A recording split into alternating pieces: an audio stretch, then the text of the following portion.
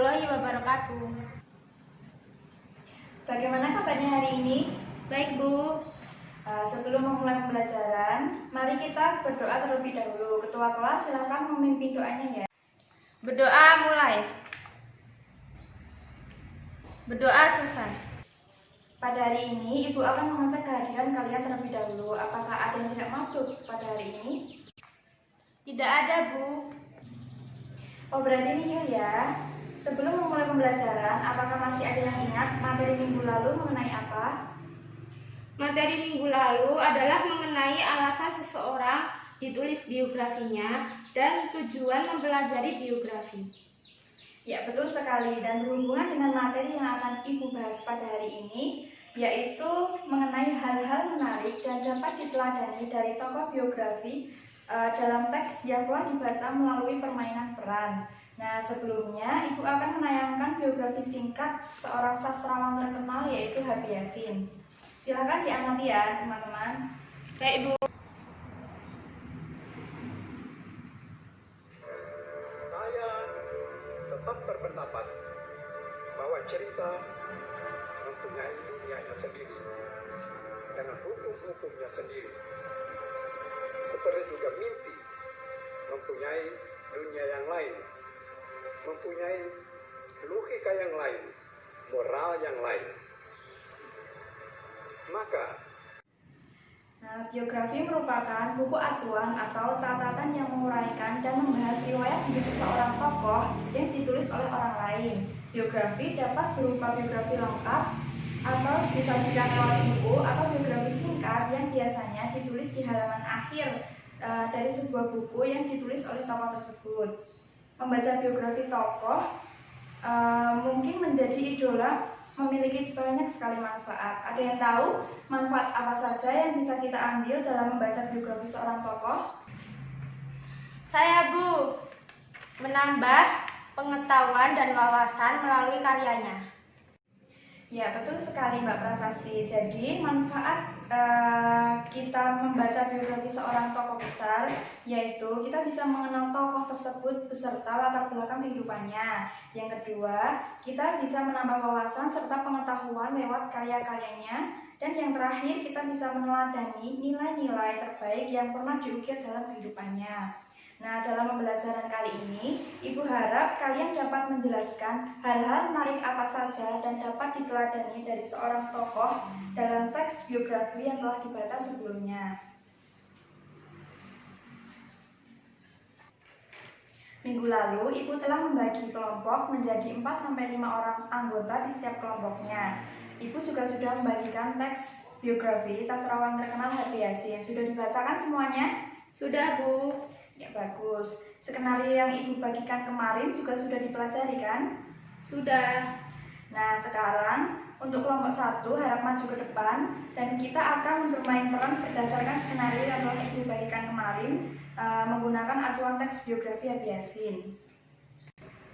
Nah, untuk kelompok yang tidak tampil, harap memperhatikan teman yang tidak tampil ya. Dan Ibu akan membagikan lembar penilaian untuk kelompok yang tidak tampil. Baik, Bu.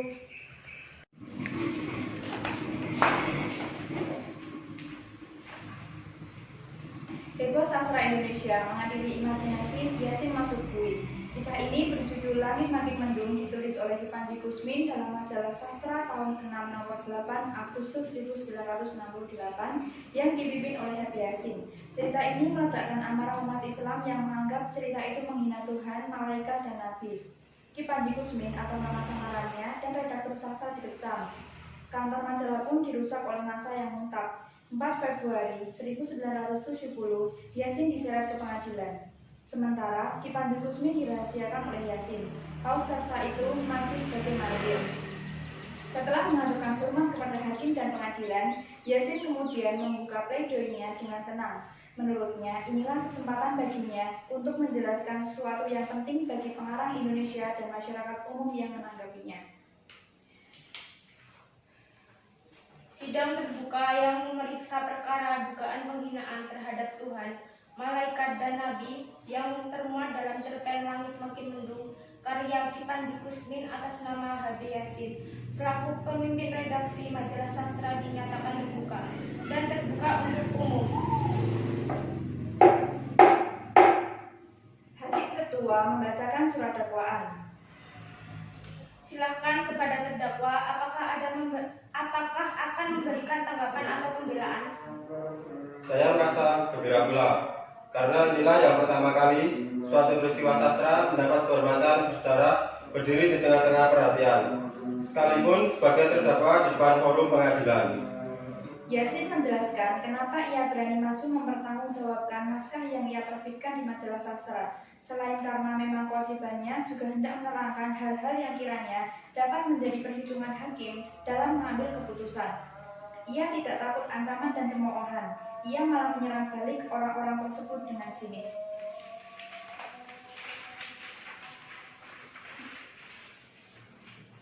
Demikianlah, saudara hakim, situasi di negara kita ini. Sebagian orang masih hidup dalam semangat berkelompok seperti serigala, menyerbu beramai-ramai, tak berani bertanggung jawab sendiri. Sebagian orang masih mendasarkan pendiriannya pada ketakutan dan keselamatan diri, bukan pada apa yang dianggapnya kebenaran dan keadilan. Sebelum masuk ke pokok persoalan, saya akan menanyakan dua hal penting kepada saudara hakim. Pertama, cerpen Langit Makin Mendung yang terbit pada Agustus 1968 sudah dicabut oleh pengarang dalam surat permohonan maafnya pada tanggal 22 Oktober 1968, dan ia meminta cerpen tersebut dianggap tidak ada saja. Maka bagaimanakah kita bisa bicara tentang satu hal yang tidak ada lagi dan malah menuntut orang yang sudah mencabut sumber perkara itu? Yang kedua, berdasarkan KUHP pasal 78, perkara itu sudah kadaluarsa karena cerpen ini terbit pada Agustus 1998. Sementara penuntutan pemuka pengadilan baru diajukan 17 bulan kemudian. Padahal jangka waktu kadaluarsa untuk pelanggaran dengan barang cetakan adalah 12 bulan. Setelah mengemukakan dua hal tersebut, baru Yasin masuk ke pokok masalah Langit Makin Mendung, cerpen yang ia bela tersebut. Saudara bukan sedang mengadili saya maupun Ki Panji Kusmin, tetapi saudara sedang mengadili imajinasi kreatif yang sedang menuntut kebebasannya. Dan pemilik hasil imajinasi itu adalah masyarakat Indonesia. Dalam konteks seni, imajinasi sangat diperlukan. Sebab tidak ada seni tanpa imajinasi. Tidak ada penghayatan estetis oleh peminat. Seni akan kering dan tak akan hidup.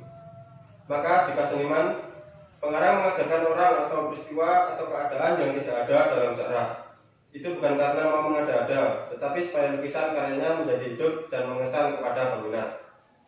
Apabila saudara jaksa dengan memakaikan hukum-hukum yang tidak berlaku bagi dunia imajinasi, menuduh saya atau pengarang telah melakukan penodaan terhadap kaidah agama, maka hal itu tidak jelas benar. Panjang lebar Yasin menjelaskan hal ini dalam pembelaannya, namun hal tersebut tak menyelamatkannya dari hukuman. Tanggal 28 Oktober 1970, Yasin dijebloskan ke penjara dengan hukuman 1 tahun penjara dan 2 tahun percobaan.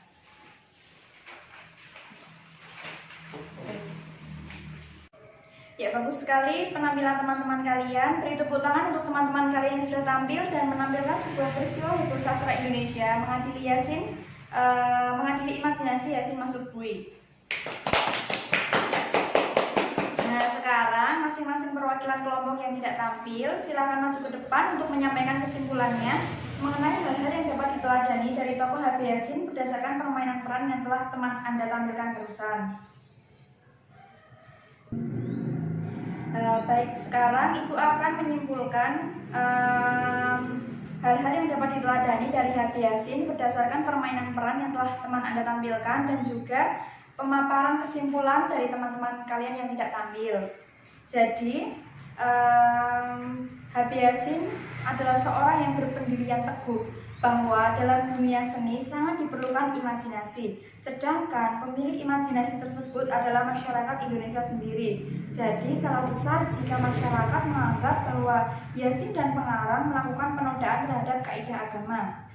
Selain itu, hal-hal yang diteladani yang kedua yaitu beliau merupakan sosok yang bertanggung jawab dalam menegakkan kode etik jurnalistik yang dijamin dalam Undang-Undang Pers tahun 1966 bahwa rahasia pengarang berada di tangan pemimpin redaksi. Oleh karena itu, dia enggan menyebutkan nama asli pengarang cerpen Langit Makin Mendung.